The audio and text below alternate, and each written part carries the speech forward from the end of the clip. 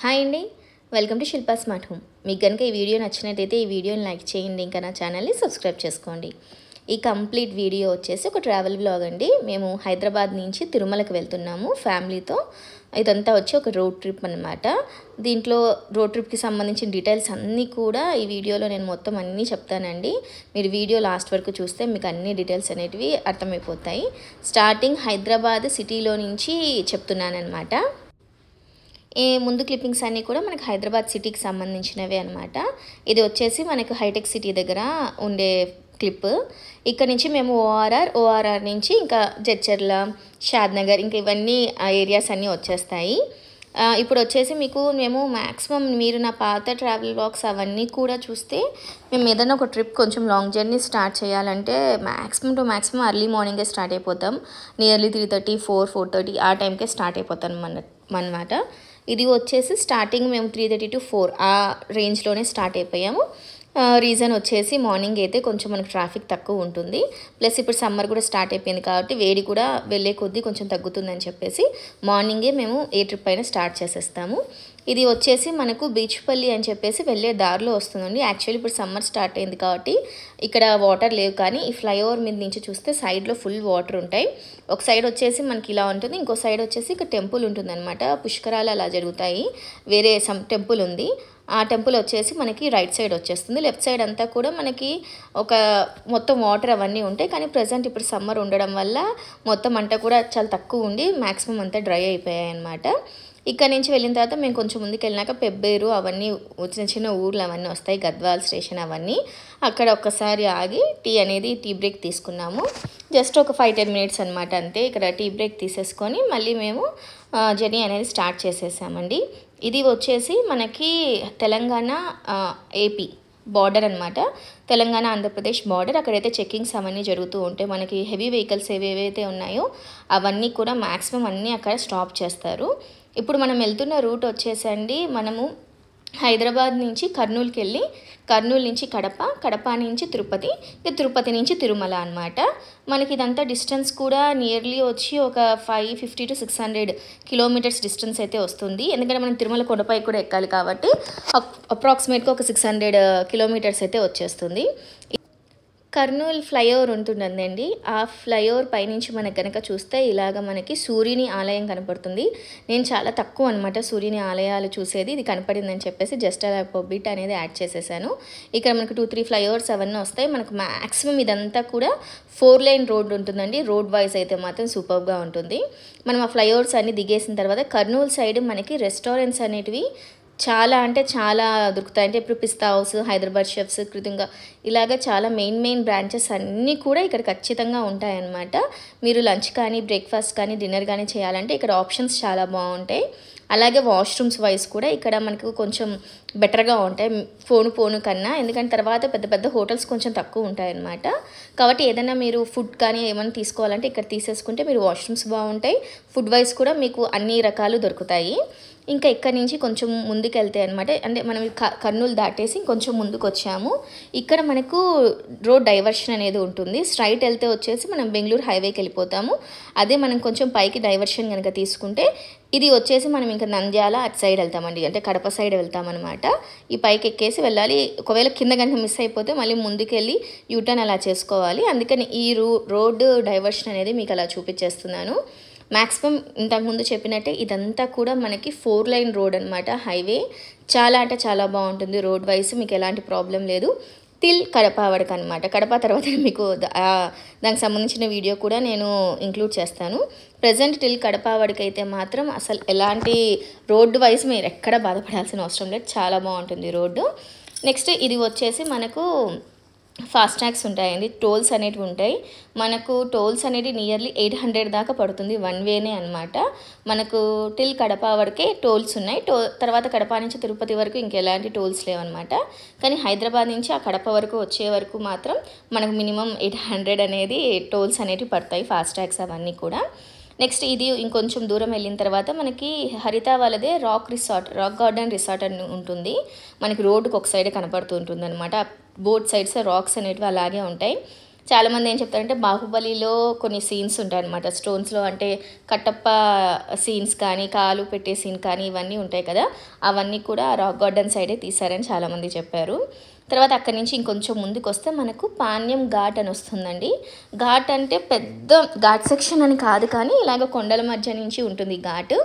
కానీ ఇక్కడ మాత్రం మనకు మొబైల్ నెట్వర్క్ అనేది అస్సలు ఉండదు. ఇక్కడ కొన్ని కిలోమీటర్స్ వరకు మనకు మొబైల్ నెట్వర్క్ అనేది అస్సలు ఉండదు అనమాట. అది కొంచెం గుర్తుపెట్టుకోవాలి. ప్లస్ ఇక్కడ షాప్స్ అవన్నీ కూడా ఏం పెద్ద దొరకవు అనమాట, మనకి మినిమం షాప్స్ కూడా. కానీ ఎక్కువ దూరం ఏమి ఉండదండి. కొంచెం ఈ ఘాట్ వరకు పోయేంత వరకు మనకి ఏం పెద్ద అంత అవసరం కూడా పడదు. మ్యాక్సిమం అన్నీ కూడా ముందు వెనకాల చూసేసుకుంటే సరిపోతుంది. ఈ ఘాట్ పైన అయితే మాత్రం నెట్వర్క్ అనేది అస్సలు ఉండదు. నేను ఒక షాప్ అయితే చూశాను, అక్కడేమో నెట్వర్క్ ఉంటుందేమో, కానీ మనకైతే మాత్రం మన మొబైల్స్లో నెట్వర్క్ అనేది నిల్ అనమాట. ఇక్కడ నుంచి ఇంకొంచెం ముందుకు వెళ్ళిన తర్వాత మేము ఇంకా బ్రేక్ఫాస్ట్ కోసం అని చెప్పేసి ఆగాము. పాణ్యం దగ్గర మనకు చందమామ హోటల్ అని ఉంటుందండి. ఇక్కడ కూడా బ్రేక్ఫాస్ట్, లంచ్, డిన్నర్ ఆప్షన్స్ ఉంటాయి. మేము బ్రేక్ఫాస్ట్ కానీ ఆగాం. ఇది మరీ సూపర్ రెస్టారెంట్. టాయిలెట్స్ వైజ్ అదంతా కూడా నేను చెప్పను. ఫుడ్ వైజ్ అయితే డీసెంట్గా ఉంటుంది. టాయిలెట్స్ అవన్నీ అయితే ఇక్కడంతా చిన్న చిన్న ఊళ్ళ మధ్యన కాబట్టి ఇక్కడ టాయిలెట్స్ అయితే మీరు మరి సూపర్ అని ఎక్స్పెక్ట్ చేయకూడదు, నార్మల్గానే ఉంటాయి. ఫుడ్ అయితే డీసెంట్గా ఉంటుందండి. ఇంకా చెప్తాం కదా రాయలసీమ సైడ్ ఫుడ్ అంటారు కదా, అలాగా ఫుడ్ అనేది మనకు కొంచెం డిఫరెంట్ టేస్ట్ ఉంటుంది, కానీ మంచిగా నచ్చుతుంది అనమాట. ఇక్కడ నుంచి ఇంకా కొంచెం ముందుకు వెళ్తున్నాం. ఇప్పుడు మనం నంద్యాల సైడ్ వెళ్తున్నాం అనమాట. నంద్యాల సైడ్ మనకి ఆర్జిఎం అని చెప్పేసి చాలా ఫేమస్ కాలేజ్ ఉంది. ఇది ఇంజనీరింగ్ అండ్ మెడికల్ కాలేజెస్ అనమాట. ఇప్పుడు నేను సైడ్ చూపిస్తున్నాను కదా, అదే ఆ కాలేజ్. ఇంతకుముందు నంద్యాల అంటే ఒక 4-5 ఇయర్స్ క్రితము బైపాస్ అనేది లేదండి. బైపాస్ లేకపోవడం వల్ల వితిన్ టౌనే వెళ్ళాల్సి వచ్చేది నంద్యాల. అప్పుడు బ్రిడ్జ్ కన్స్ట్రక్షన్ అవన్నీ జరుగుతూ ఉన్నాయి. అప్పుడు వితిన్ మనకు ఊర్లోనే 1 అవర్ దాకా పట్టేది, అంటే ట్రావెల్. కానీ ఇప్పుడు ఇలాగ మనకు బైపాస్ ఉండడం వల్ల, ఫ్లైఓవర్ అదంతా ఉండడం వల్ల మన నంద్యాల అనేది వితిన్ ఫ్యూ మినిట్స్లో అనేది మనము క్రాస్ అయిపోయి వెళ్ళిపోవచ్చు అనమాట. మ్యాక్సిమం అన్నీ కూడా ఇక్కడ మనకు బైపాసే ఉంటుంది. అంటే కర్నూలు కానీ, నంద్యాల కానీ, కడప కానీ అవన్నీ ఇంకా రాజంపేట అనే ఊరు కూడా వస్తుంది. అన్ని ఊర్లు కూడా మనం బైపాస్ నుంచే వెళ్తాము. ఎక్సెప్ట్ కోడూరు అని ఉంటుంది, చిన్న ఊరు, అది కొంచెం చిన్న టౌన్. అక్కడ మాత్రం మనకి బైపాస్ లేదు. మిగిలినవన్నీ కూడా మనకి బైపాసే ఉంటుందన్నమాట. ఇదంతా కూడా రోడ్ మీరు చూస్తున్నారు కదా ఎంత నీట్గా, అంటే మనకి ఎలాంటి అంటే నేను ఇంతకుముందు వెళ్ళిన కొన్ని ట్రిప్స్కి అయితే రోడ్డు కొంచెం గుంతలు అది ఇది అని కూడా చెప్పాను. ఇక్కడైతే మనకు ఎలాంటి ప్రాబ్లం ఉండదు. మనం నంద్యాల సైడ్ నుంచి ఇంకొంచెం ముందుకెళ్తే ఇలాగ మనకు మెయిన్ రోడ్లోనే పెద్దది సాయిబాబా ఆలయం అనేది ఉంటుందండి. పెద్దది సాయిబాబా విగ్రహం ఉంటుందన్నమాట. ఇంకా అక్కడి నుంచి ఇంకొంచెం ముందుకెళ్తే ఇప్పుడు ఇంకా సమ్మర్ కాబట్టి మనకు వెదర్ వైజ్ అదంతా అలా ఉంది, కానీ కొంచెం రైనీ సీజన్ అలాగైతే ఇక్కడ వాటర్ అనేది సూపర్గా ఉంటుంది. ఇంకా గ్రీనరీ కానీ అక్కడ పంటలు కానీ చాలా బాగా అనిపిస్తాయి. కానీ సమ్మర్ స్టార్ట్ అయింది కాబట్టి అప్పుడే వాటర్ అనేటివి చాలా మటుకు తగ్గిపోయాయి అన్నమాట. ఇంకా ఇక్కడ నుంచి మనం నంద్యాల, ఆలగడ్డ అవన్నీ దాటేసిన తర్వాత నెక్స్ట్ మనము కడపకి వెళ్తామండి. కడపకు కూడా బైపాస్ ఉందన్నమాట. మనం బైపాస్లో వెళ్ళిపోవచ్చు కడప టౌన్లోకి వెళ్ళకుండా. కానీ కడప అనేది మా ప్రాపర్ నేటివ్ ప్లేస్ అదే. మా అమ్మ వాళ్ళు కానీ అత్తయ్య వాళ్ళు కానీ అందరు అక్కడే ఉంటారు. కాబట్టి మేము కడపలో కాసేపు ఉండేసి తర్వాత మళ్ళీ స్టార్ట్ అవుదామని చెప్పేసి మేము కడప టౌన్ లోపలికి వెళ్తున్నాం అనమాట. బైపాస్కి అయితే మీరు ఇక్కడ లెఫ్ట్ తీసేసుకోవాలి. మేము కడప ప్రాపర్ టౌన్కి వెళ్తున్నాం కాబట్టి స్ట్రైట్ వెళ్ళిపోతున్నాము. వన్స్ అక్కడ కాసేపు ఒక 1 అవర్ అలా టైం స్పెండ్ చేసామండి. మళ్ళీ మేము రిటర్న్ వచ్చినప్పుడు చూద్దామని చెప్పేసి మళ్ళీ అక్కడి నుంచి స్టార్ట్ అయిపోయాము. ఇది మనకు బైపాస్ నుంచి వెళ్ళే రూట్ ఉంటుంది కదా, మనం ఇప్పుడు టౌన్ నుంచి మళ్ళీ బైపాస్లో కలిసిపోతున్నాం అనమాట. ఇప్పుడు ఇక్కడి నుంచి రోడ్ వచ్చేసి ఇంతవరకు మనకు రోడ్ అనేది చాలా 4 లేన్ చాలా బాగుంటుంది. అదంతా చూసారు. కానీ వన్స్ మనం కడప కొంచెం దాటేసిన తర్వాత రోడ్ అనేది మనకి ఇలా 2 వే వచ్చేస్తుంది. మనకి డివైడర్స్ కానీ అలాంటివి ఏమీ ఉండవు. రోడ్ అంతా కూడా ఇలాగే ఉంటుందన్నమాట. ప్లస్ ఇక్కడ మనకి కొంచెం ఊర్లు అవన్నీ ఉంటాయి. చిన్న చిన్న ఊర్లు అనేది చాలా ఎక్కువ ఉంటాయి. కాబట్టి ఇక్కడ ఆర్టీసీ బస్సెస్ కానీ, ఎక్స్ప్రెస్ కానీ, పల్లె వెలుగు బస్సెస్, ఇలా బస్సెస్ అలాగే ట్రాన్స్పోర్టేషన్వి లారీస్ కానీ అవన్నీ ఇక్కడ చాలా ఎక్కువ తిరుగుతూ ఉంటాయి అన్నమాట. కాబట్టి మనం కొంచెం చూసుకొని వెళ్ళాలి. రోడ్ అంతా నీట్గానే ఉంటుంది, కానీ మనకి 2 వే అవ్వడం వల్ల కొంచెం చూసుకొని వెళ్ళాలి. నెక్స్ట్ అక్కడ కడప నుంచి మనకు 30 to 35 కిలోమీటర్స్ దూరం వస్తే మనకు ఒంటిమిట్ట అని చెప్పి టెంపుల్ వస్తుందండి. ఇది రాముని ఆలయం అనమాట. ఇక్కడైతే శ్రీరామనవమి చాలా బాగా చేస్తారు. టెంపుల్ నుంచి ఒక 1 కిలోమీటర్స్ దూరంలో పెద్ద స్టేడియం అనేది కన్స్ట్రక్ట్ చేశారు.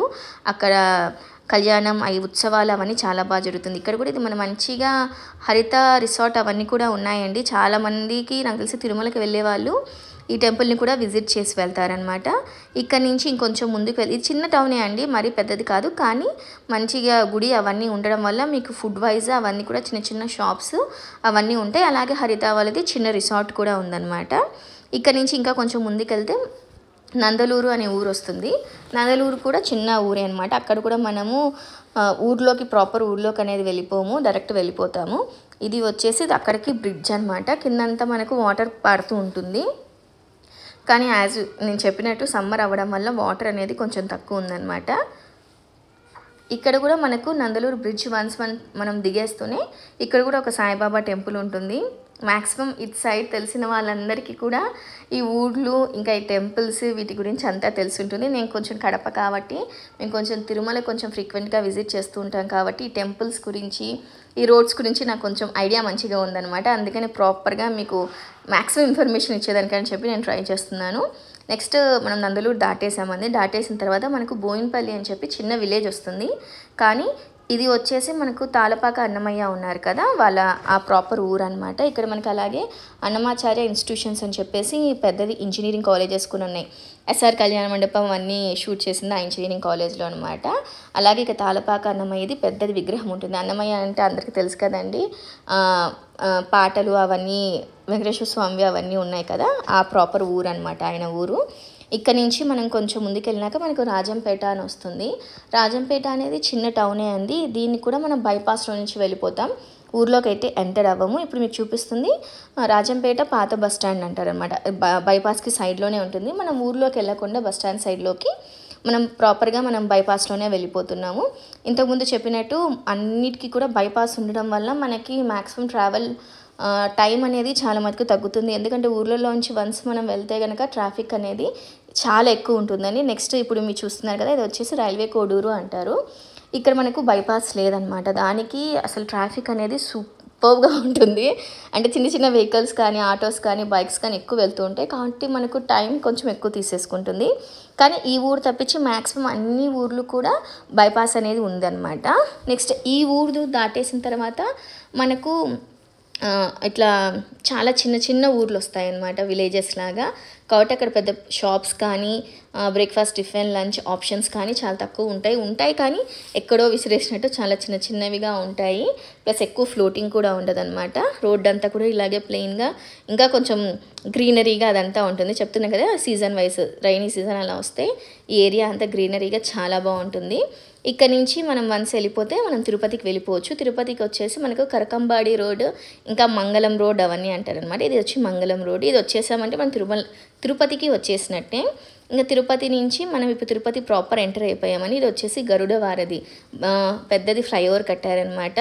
ఎందుకంటే తిరుపతిలో ట్రాఫిక్ అనేది చాలా ఎక్కువ ఉంటుంది. ఈ ట్రాఫిక్ని కొంచెం అవాయిడ్ చేయాలని చెప్పేసి ఈ పెద్ద ఫ్లైఓవర్ కట్టారు. దీనివల్ల ట్రాఫిక్ అనేది చాలా చాలా చాలా తగ్గిందనమాట. తర్వాత మేము తిరుపతిలోనే ఆ రోజు నైట్ స్టే చేసామండి. ఓరియన్ ఇన్ అని చెప్పి దానికి సంబంధించిన క్లిప్పింగ్ మిస్ అయింది, సారీ. కానీ తర్వాత రోజు వచ్చేసి కొండపైకి వెళ్ళాం. ఎందుకంటే మేము శ్రీవాణి దర్శనం కోసం అని వచ్చామన్నమాట. ఆఫ్లైన్లో టికెట్స్ బుక్ చేసుకుందాము అనుకున్నాము కాబట్టి తర్వాత రోజు మార్నింగ్ లేచి మేము మళ్ళీ తిరుమలకి స్టార్ట్ అయ్యాము.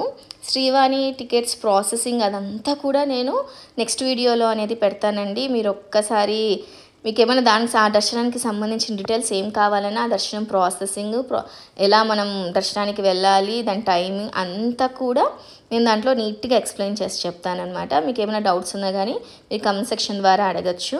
అండ్ దెన్ అనదర్ థింగ్ వచ్చేసి మీకు తిరుపతికి మెయిన్ వెళ్ళాలి అంటే మనము బై రోడ్ ఇలాగైనా వెళ్ళొచ్చు, లేకుంటే బై ట్రైన్ కూడా వెళ్ళొచ్చు అండి. డైరెక్ట్ హైదరాబాద్ తిరుపతి మనకి ట్రైన్ ఉంది. కానీ తిరుపతి నుంచి తిరుమలకి వెళ్ళాలంటే మాత్రం ఖచ్చితంగా కాలినడకనైనా వెళ్ళాలి, అంటే ఈ ఘాట్ రోడ్ వైజ్ అన్నా వెళ్ళాలి.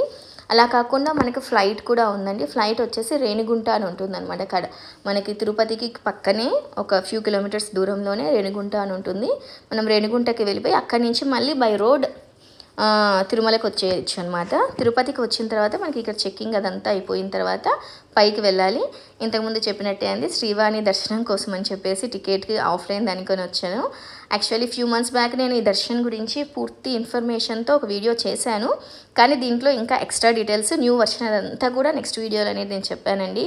మీకు ఆ దర్శనం గురించి ఎలాంటి డౌట్స్ ఉన్నా ఏమైనా ఇన్ఫర్మేషన్ కావాలన్నా నెక్స్ట్ వీడియో అనేది 1-2 డేస్లో నేను పోస్ట్ చేసేస్తాను. చూస్తూ ఉండండి, లైక్ చేయండి, ఇంకా షేర్ చేయండి.